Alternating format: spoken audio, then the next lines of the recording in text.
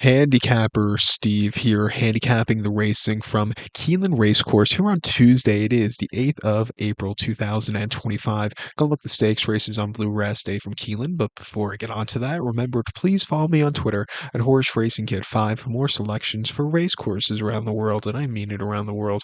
Let's look at the stakes action today from Keeneland races 6 through 10, so quite a few races to look at. The sixth race, it is the Appalachian Stakes. It's a grade 2 event going for a $500,000 purse race for 3-year-old fillies. We have a field of 10 horses going 1,600 meters or mile here in the Appalachian on the turf course. My top selection, I'm going to go with the number 8 horse here, Lush Lips. We're going to go 8-2-110 in the superfecta. 8-2-110 super. Top selection 8 horse, Lush Lips. This 3-year-old filly by 10 sovereigns. Brendan Walsh trains. Brian Hernandez Jr. gets the mount. The horse's most recent outing came the 8th of March at Tampa, mile 16th in the Grade 3 Florida Oaks, and the horse finished second by 1.5 lengths that day. And he's on the front and, after a bit of a bumpy beginning, seeing some good numbers up there. He just yielded before the wire, but he ran his heart out. I think coming back to this turf course that has him given it, that should play towards front runners, I think he could find a trip to win. He ran 2 back in an optional 75 at Gulfstream, mile 16th on the 10th of March and 10th of June. There we go, one of the months. I had one of them there. We just had to find the right order. But 10th of January, mile 16th at Gulfstream, option 75. Won by 2 lengths again, setting some good numbers on the front end. He quickened up nicely off of that, and he got the job done. A very good race for him that day. Even from a wide trip at Gulfstream right before Christmas, mile 70 on the Tapeta in a main special weight. From wide trip, he won by 7 lengths. He hit the gate going out of it and was wide, but he really flew home clear from a tracking trip. He does his better running style when he's close to the front end. Coming here today from a wide trip, they're gonna send him. They're gonna see how far the pace could go. I think he'd go a long way. I'm gonna use him. I think the 2 horse Vixen could win for Irad and Mark Cassie also. He won from a great tracking trip in the Here Comes the Bride a few weeks ago at Goldstream over the mile, winning by a neck from a tracking trip. He really got up there nicely. Prior to that, the Swedish chant over the mile 16th at Goldstream. Off the bench, he won by 2.25 lengths. It wasn't the world's toughest race, and he was a little bit wide, but again, he flew home clear. If you look through his numbers, he's really been on the improve with every single race. His only subpar race was the Breeders' Cup, but, refreshing here at training well Palm Meadows. I'll give him a shot here at 3-1. But to recount my selection for the 6 from Keeneland now, it is the Appalachian. We're going to go take the 8 horse Lush Lips, give kudos to the 2 horse Vixen, 8-2-110 super, 8-2 in the multi race to the 7th. Seventh race from Keeneland. It is the Commonwealth Stakes. It's a grade 3 event going for a $350,000 purse. Races for 4-year-olds and upwards here. Field of 12 horses going the 1,400-meter journey or 7 furlongs on the Keeneland main track. I'm going to go take the number 10 horse here. Extra Anejo as a top selection. We're going to go 10-2-6-8 in the superfecta. 10-2-6-8 super. Top selection 10 horse Extra Anejo. This 5-year-old horse made into the mischief. Steve Asmussen trains. Flavian Pratt gets them out. Horse hasn't been seen since early September here at over at Churchill, 7.5 on the main track, an option 100 claimer. Stepping down in class, cutting back in trip was the recipe for success. Winning by 3/4 length, coming from the back of the pack. He was a little bit wide, but he circled the field late. A 90 buyer wasn't the strongest buyer of his life, but it was a very good return to the winner's circle. Coming here off the bench, back to Keeneland, where this horse won his debut at a very good time and number.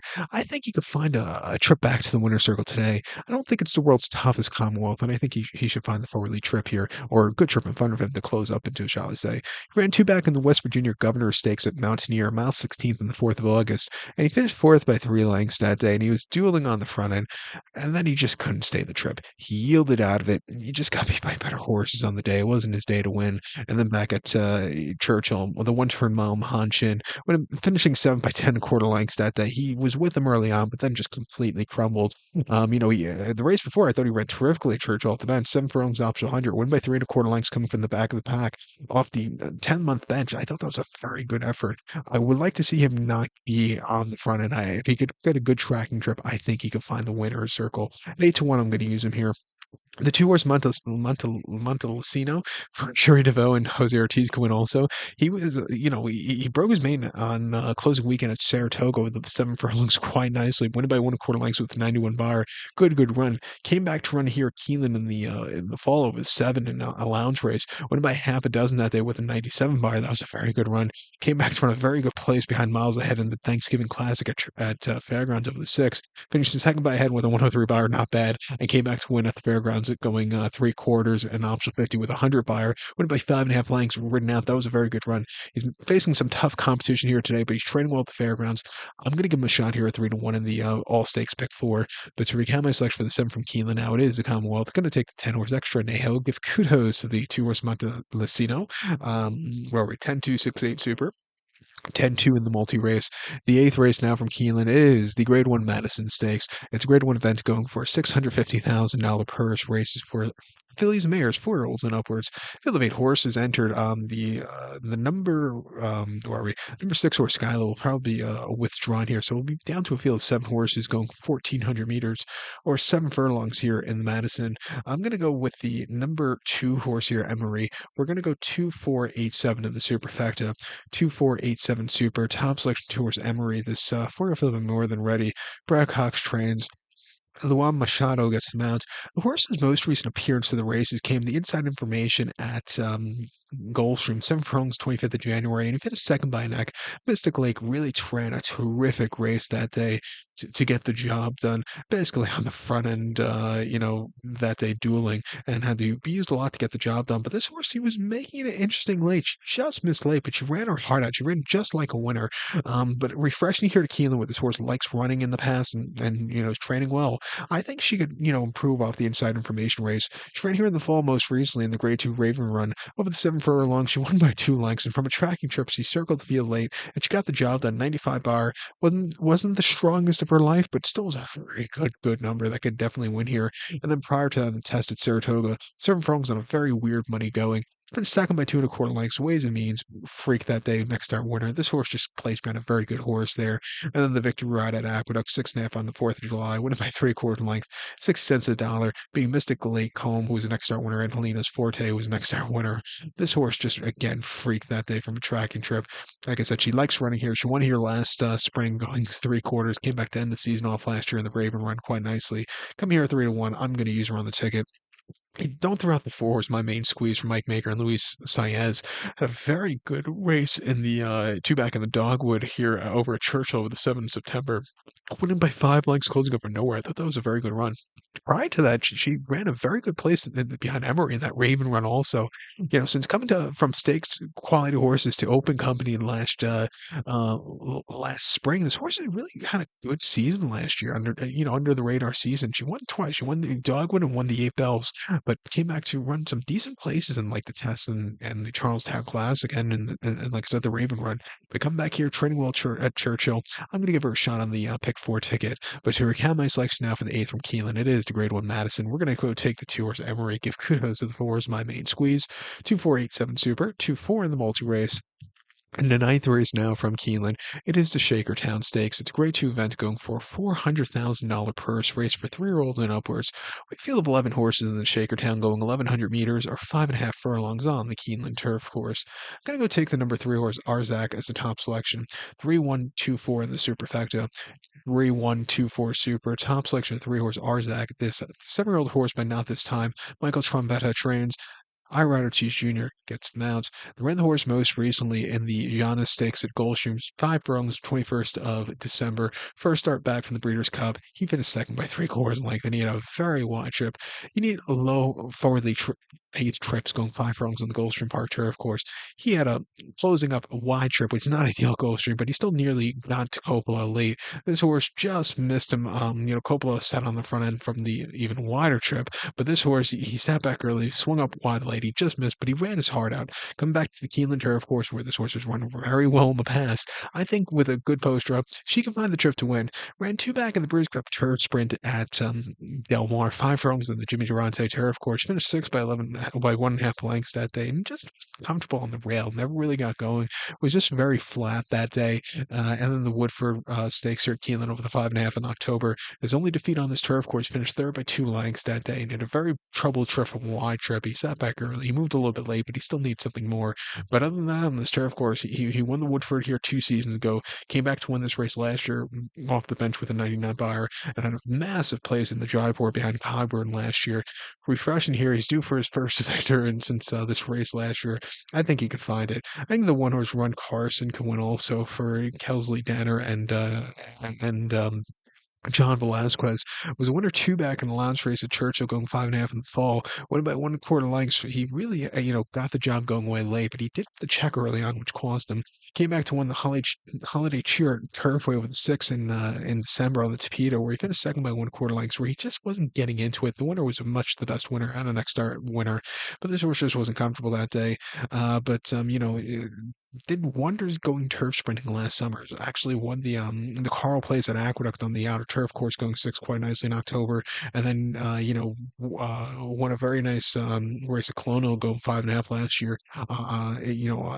Going away sprinting. Has run numbers that definitely could run good here. I'll use her on the ticket. Even the 2 horse Hour Shot ran two triple digit buyers. They could definitely win here. He's drawn very well. If there's a closer that could find a trip here, it could be him. Likes the turf course also, so watch out for him in this very wide open co-feature or feature before the feature. But to recap my selection for the night from Keelan now, it is the Grade 2 Shakertown. I'm gonna go take 3 horse Arzak. Give kudos to the 1 horse Run Carson and the 2 horse Our Shot.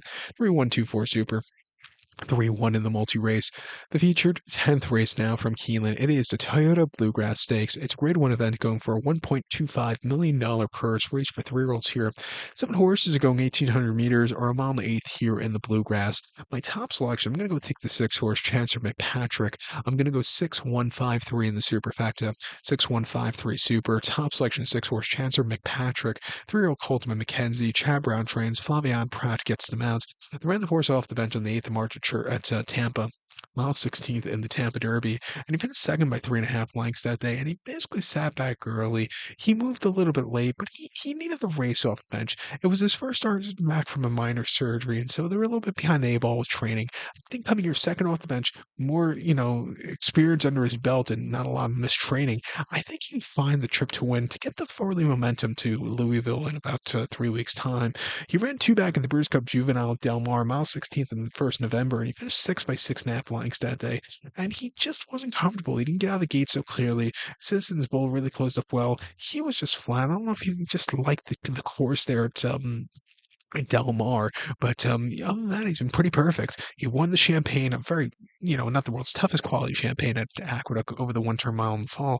Went by 2 1/4 lengths that day. It was a little bit wide, but he circled the field late at 55 cents of the dollar. And then at 9-2 in the hopeful at Saratoga closing day over the 7, he won by a half length, again circling the field after, nearly losing Flavio, who lost an iron out of the gate and bumped for the first half furlong. He really settled well to circle the field. That was a very good run, being ferocious home. May he rest in peace. And then on debut at Saratoga, going 6.5, winning by a length that day. Again, stupidly wide on the on the outside rail, it seemed, but he came home clear. Figure speaking of outside rail, he was wide, but not that wide. But he still really ran terrifically. He's run terrific buyers that could definitely win here. Biggest question is, can he win around 2 turns? I think he can. He's bred for it through and through. Second off the bench, more training under his belt since the last run. I think he could find the trip here at 7-2. I think the 1 horse River Thames is your second likeliest winner for Irad and Todd.